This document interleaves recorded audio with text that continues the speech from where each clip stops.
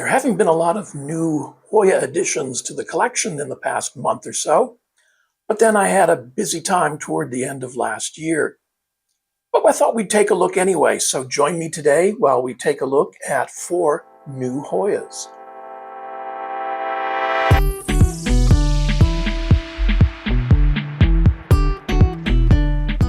I'm kind of at a point with my collection where I'm looking for very, very specific Hoyas. My wish list now is very short, and there's just certain things I feel I need to round out the collection.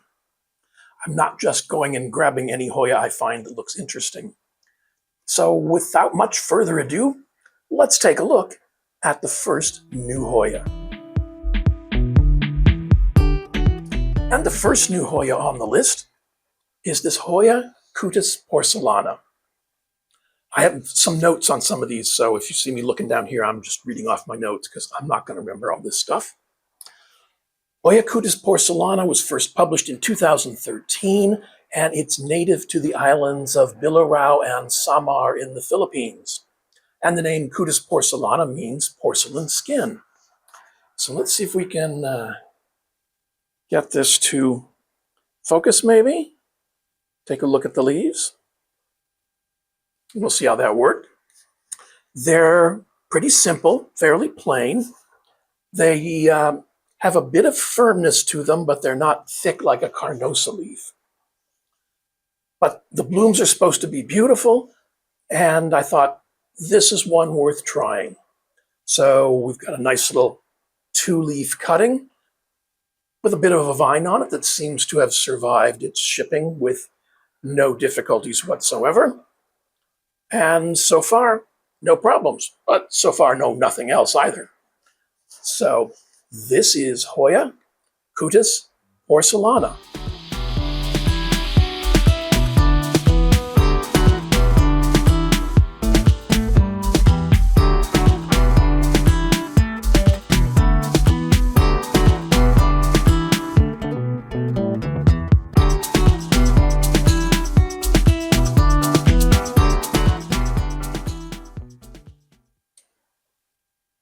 Some of you may remember in my Big Veiny Ones video, I talked about my hoyafinlaysonii and that it really wasn't performing up to expectations.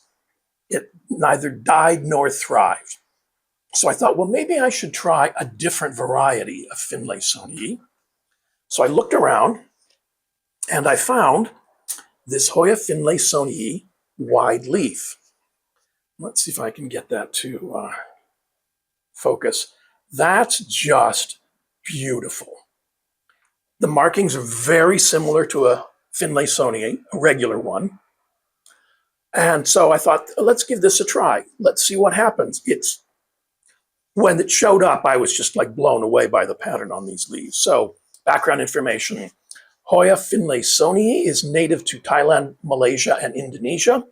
Was first published in 1834 in Contributions to the Botany of India, which I've heard is not worth the read unless you're seriously into Hoyas, and more seriously than I'm going to go. So we've got this in pon. It seems to, again, have survived its, is that a new leaf? That would be very cool. Maybe not. Probably not. I don't have much expectations for vines that show up after transit. They don't often produce anything, so I'm expecting some new start from down in here. But I was very pleased when this showed up. It's a beautiful plant, wide leaf. I absolutely get it. This one's kind of long too, but that's still for a finlaysonii. Let's see if I can do this without spilling pon or water. You know, that's a good sized leaf. It means I'm going to have to make more room in the plant room, but we should all have such problems, right? This is Hoya Finlaysonii wide leaf.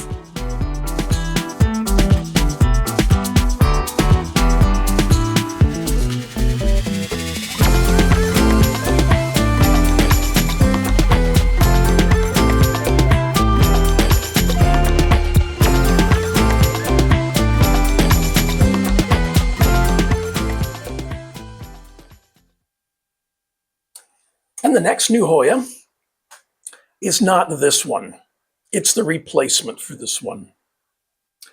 The one we're talking about is hoyanicholsoniae, formerly known as hellwigiana. I really liked this plant. The leaves were just beautiful. And then one day I noticed it wasn't doing well. Something had changed. So I treated it for flat mites. I looked for root mealybugs. I couldn't figure out what it was because suddenly the leaves had developed this beautiful golden color, and that was happening. And in a matter of days, it was gone. So, yeah, I'd heard that occasionally happens with Hoyas. I'm sure there's some very rational and technical explanation that I don't have an answer to, but I was disappointed. So, on to compost, and I've replaced it with this. Let's see if I can show you what this one looks like, because that is just... There we go, maybe. Focusing for Dad. I hope that's turning out. Again, this is hoyanicholsoniae, formerly known as hellwigiana. The leaves are just beautiful. I have very mixed feelings on sun stressing, but when you get results like this, please grow. Please do well. I'm very happy you're here. Hoyanicholsoniae is native to Indonesia, Papua New Guinea, parts of northern Australia. I don't know if that applies to the Wilburgiae, but I'm guessing it very well does. We've got this settled into pond. The leaves are just, even the backs of the leaves, I don't know if you'll be able to focus on that, but that's just, yeah, I'm very happy with this. I hope you do as well as your predecessor did and not die on me too. So, not very high expectations. Grow, don't die. They don't, they're like kids. They don't always listen. I don't think of my plants as my children, but I talk to them that way sometimes. I also talk to puppies that way too. So, what can you do? Hoyanicholsoniae, formerly known as hellwigiana.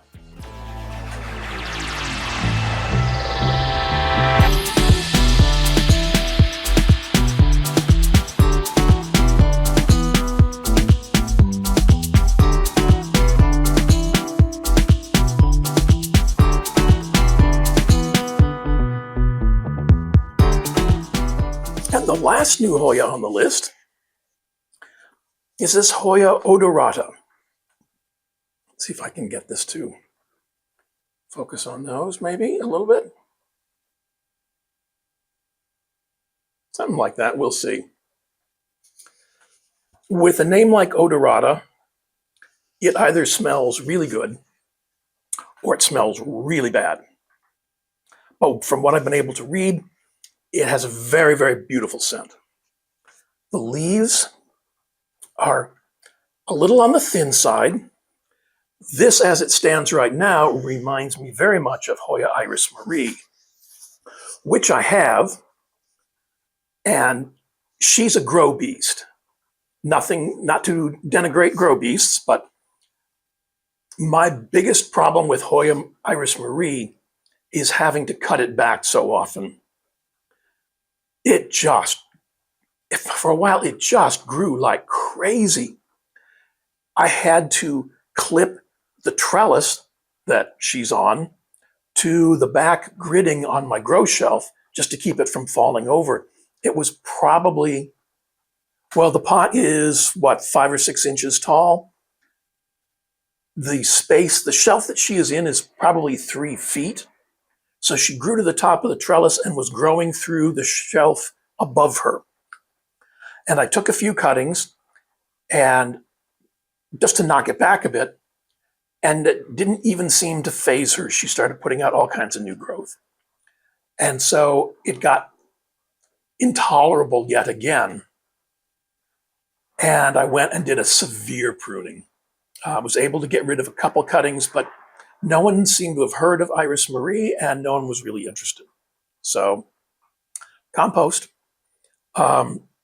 This plant, though, is kind of interesting.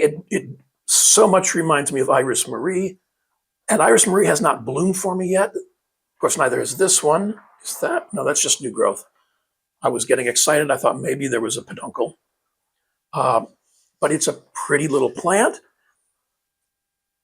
I saw it described as twinning or twining as opposed to, I don't know, whatever the other description would be for a vining plant. My guess is if it's like Iris Marie, it's going to require a flatter trellis. Doesn't strike me as being a wraparound. It also strikes me as being like one that could grow horizontally forever. So we're going to work out some happy medium.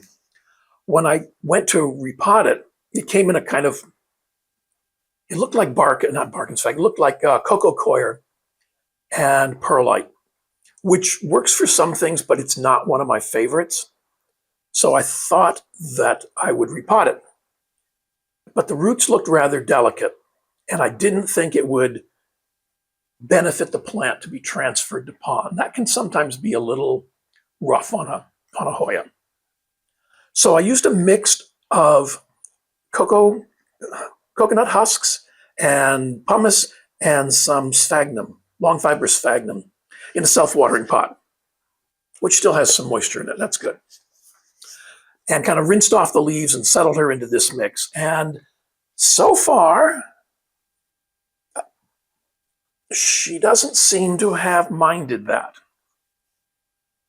So I'm curious to see what this looks like when it blooms. I'm curious to see what it smells like when it blooms. And we'll keep you posted. This is Hoya odorata.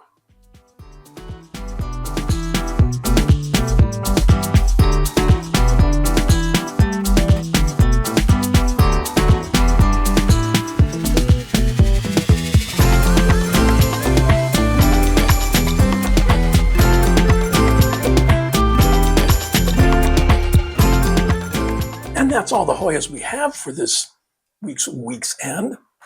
There are only a couple of them, but as I said, I'm looking for very specific things. And we've got one more coming in the mail, should arrive tomorrow. I hope the rain in the background hasn't been too distracting. It's been raining here for the last 24 hours, which is okay. We needed the rain, but I also need some sunshine. We had a little taste of it for a day, and then the rain started. So I hope that hasn't been too distracting. I want to thank you for watching, for spending a little bit of time of your weekend with me. And remember to click on the like button and the subscribe button. They're really important to the channel. And enjoy the rest of your week's end.